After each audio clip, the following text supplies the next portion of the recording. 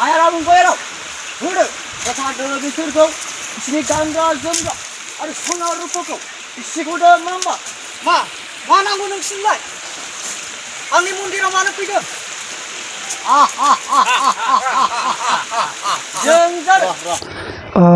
दिनैनि शुटिंआ जाहैबाय 10 मिनिटनि लांदां गान एबा जात्रा गान बे लांदां गाननि मुङा जाहैबाय गुदु अरननि दाखु दा बेखौ आं लिरदों बे जोंनि बिसमुरि ओनसोलावथ' नामदांखा सासे सल' उस्ताद रोंग्रा गान फोरोंग्रा दंमोन दा बे थैलांबाय आबौआ दा बेखौ गोसोखांनानैनो आङो बे जोंनि बिसमुरिनि साहा हाग्रा ओनसोलाव बाहान्दार बिलो सिखोना जाहार आरो सिखोना जाहार हाग्रा मन्दिर दा बेफोरखौसो लानानै आं लिरदों आरोखि बेखौ लिरदों घटनाया जाहैबाय सिखोना जाहार हाग्रानि मन्दिराव ओमफ्राय बेनिफ्राय बाहान्दार बिलो आलायखुंग्रि दैसायाव दुगैनाय बे आरोखि दा नैबेवहाय आंनि सोलोंसाफ्रा आगोलाव जोङो गाखांबाय बे गानाया जाहैबाय जोंनि बिसमुरि ओनसोलाव केशव मोसाहारि सार गायसननाय गथ'फोरनि सौरा दंमोन बेवहाय बे बिथांनि मोनसे हाबाफारि बेखेवनायाव बे आं लिरनाय गुदु अरननि दाखुखौनो आङो गथ'फोरखौ लानानै गाहोखांबाय दिनै बेहाय गोदान माखासे आर्टिस्टफोर दं माने माखासे गथ'फ्रा सोरबा लोमजादों बा सोरबा कलेज खुलिबाय नालाय दा माखासे गोदान दं माखासे गोजाम दं दा दिनैनि बे नैबे साम'खा दैसायावनो लाजोबनाय जाहैबाय बे माबाखौ शुटिंखौ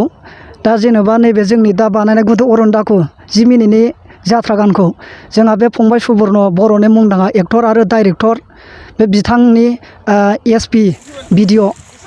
बेवहायनो हगारनाय जागोन आरोखि दा बेखौ जोङो फैगौ अक्ट'बर दानावसो हगारगोन देरखौ होनो हाया फार्स्ट उइकआव नुनो हागौ आरोखि नोंथाङा सिगां समफ्रावबो सावथुन मुलुगाव खामानि मावखांबाय नामा सावथुन मुलुगाव आङो ओरैनो एफा एनै रल खालायबाय 2018आवहाय आङो गिबि आगान हिसाबै हायेननि बर' बेहाय साइड रल आरो बिमा बाथुल बेहाय डक्टरनि रल फंबाय सुबर्न दा नैबेखौ केमेरा खेबनायनि सिनेमायावहाय आरो मोनसेया नाम्बार 1 फोथाय खेबस' दं रामफलनि दा बेवहाय आङो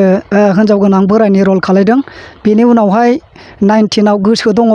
फेलें नोजोर दङ आरो बिदिनो ओंखारै दंबावो आरोखि दाथ' नोङो मोनसे लकडाउननि थाखाय नै देग्लाय शुटिं बानायदोंबाबो ओंखारनो हानाय नङा मानो होनोब्ला दाथ' लकडाउनानो खुलियाखै आरोखि गाबोबाय एसे एनैखौ दा एसबि इउटुब चेनेलनि माबायावहाय जोङो बेखौ सिनेमा महरै होनो नागिरदों दा नैबे एसबि भिडिअ इउटुब चेनेलनि हेफाजाब मोननानै दा नैबे आंनि लिरनाय आरो बिथोन होनाय गुदु अरन दाखु बे जात्रा गानखौ जोङो सिनेमा महर होनो नागिरदों दा आं आसा खालामदों आङो बेफोरबादि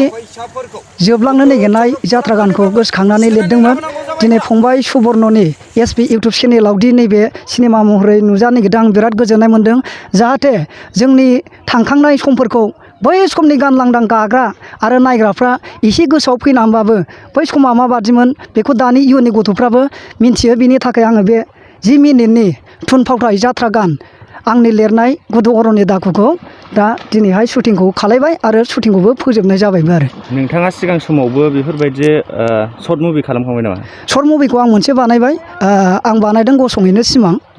गोबां मानसि नायदों बेखौबो आरो दाबो आं आसा खालामदों नैबे एसबि इउटुब चेनेल माबायावहाय नैबे गुदु अरननि दाखु आंनि लिरनाय आरो बिथोन होनायखौ गोबां मानसि नायगोन होनना आं आसा खालामदों आरोखि आं दा दानब हारिनि पार्टआवनो लादों ओमफ्राय दा आं बे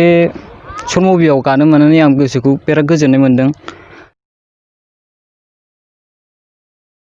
आं दारं हारिनि रल लानानैहाय गोसोखौ जोबोद गोजोननाय मोन्दों आरो इन्टारेस्टिं मोन्दों